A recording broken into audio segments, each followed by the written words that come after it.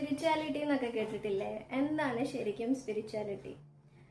അത് ഒരു പർട്ടിക്കുലർ റിലീജിയനോ അല്ലെങ്കിൽ അമ്പലത്തിലോ പള്ളിയിലോ പോകുന്നതോ അല്ലെ ഫുൾ ടൈം പൂജ ചെയ്യുന്നതോ അതൊന്നുമല്ല. സ്പിരിച്വാലിറ്റി എന്ന് പറഞ്ഞു കഴിഞ്ഞാൽ അത് നമ്മുടെ ഉള്ളിൽ നടക്കുന്ന ഒരു സംഭവമാണ്. നമ്മൾ ആരാണ്, നമ്മുടെ മൈൻഡ് എങ്ങനെ വർക്ക് ചെയ്യുന്നു, നമുക്ക് എന്ത് കാര്യങ്ങൾ ചെയ്താലാണ് സന്തോഷം കിട്ടുക, നമ്മൾ ശരിക്കും എന്തിനാണ് ഈ ഭൂമിയിൽ വന്നത്, ഇതൊക്കെ നമ്മൾ പതിയെ പതിയെ എപ്പോഴെങ്കിലും ലൈഫിൽ മനസ്സിലാക്കും. ആ ഒരു പ്രോസസ്സാണ് ഈ സ്പിരിച്വാലിറ്റി. സത്യം പറഞ്ഞാൽ ഈ ചെറുപ്പത്തിലൊക്കെ നമ്മളോട് വീട്ടുകാർ പറയും അമ്പലത്തിൽ പോവോ അല്ലെങ്കിൽ വിളക്കത്തിച്ച് പ്രാർത്ഥിക്കുമ്പം നമ്മുടെ ആഗ്രഹങ്ങളൊക്കെ ദൈവത്തിനോട് പറഞ്ഞു കഴിഞ്ഞാൽ ദൈവം സഹായിച്ചു തരുമെന്ന്. പക്ഷേ അന്നേരം നമുക്ക് തോന്നുന്നത് അമ്പലത്തിൽ പോയാലൊക്കെയാണ് ദൈവത്തിനെ കാണാൻ പറ്റുന്നത്, അന്നേരം ദൈവം നമ്മൾ പറയുന്നത് കേൾക്കും എന്നൊക്കെ.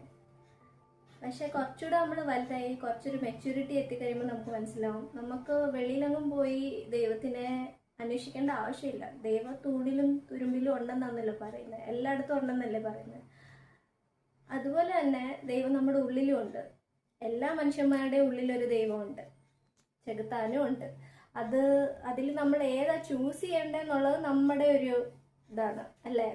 ഏതൊരു കാര്യത്തിന് പുറപ്പെട്ടാലും ചില സമയത്ത് നമുക്ക് രണ്ട് തോട്ട്സ് വരാറില്ലേ. ചിലപ്പം തോന്നും ഇങ്ങനെ ചെയ്താൽ മതിയെന്ന്, പക്ഷെ ചില സമയത്ത് ഒരുമാതിരി ചെകുത്താൻ്റെ ബുദ്ധി എന്ന് പറയുന്നോട്ട് ചിലപ്പോൾ നമുക്ക് അങ്ങനെ ചെയ്താലോ എന്നൊക്കെ.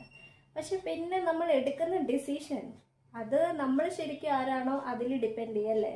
നമുക്ക് ദൈവത്തിൻ്റെ വഴിയിലും പോവാം ചെകുത്താൻ്റെ വഴിയിലും പോവാം, ഡിസിഷൻ നമ്മുടെയാണല്ലേ. അപ്പം സ്പിരിച്വാലിറ്റി എന്ന് പറയുമ്പോൾ